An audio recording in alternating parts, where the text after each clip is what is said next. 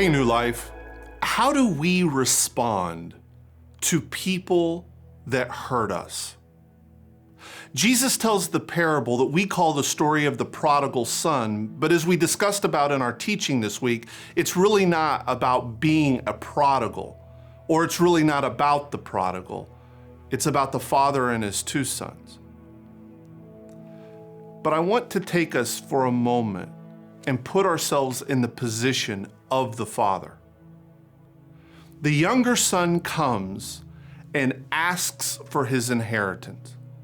Culturally, he just told his dad, drop dead and give me my money.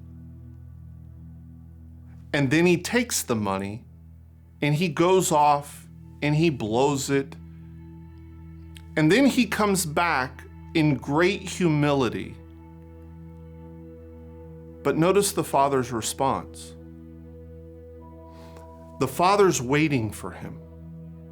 The father runs to him.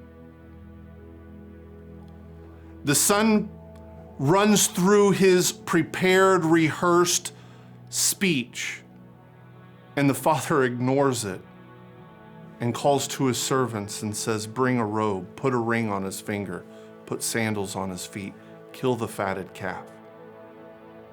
Can you imagine what that took for the father to do that? The son just had said, Dad, I don't care what you do for me. I want you gone so I can get what is mine. Every parent understands that no one can hurt them as deeply as their kids. But how does the father handle that offense and that hurt? He forgives. He waits. He runs to. How do we handle those who hurt us? I'm not saying that we just need to, quote, get over it, because that's not right. The hurt is real. The pain is there. But we absolutely, if we are going to mirror the Father who clearly represents God, we have to respond the way He would respond. We have to show mercy as He showed mercy. One of the hardest things to do is to forgive those who painfully offend us. And yet, that's what the Father in this story does. That's what God does for us.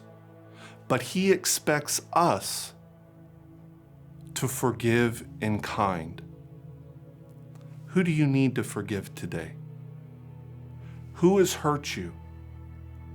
I'm not asking you to ignore the hurt or deny the hurt.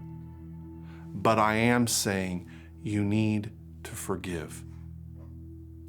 Hurt is painful because it matters to us. But who do we need to forgive today?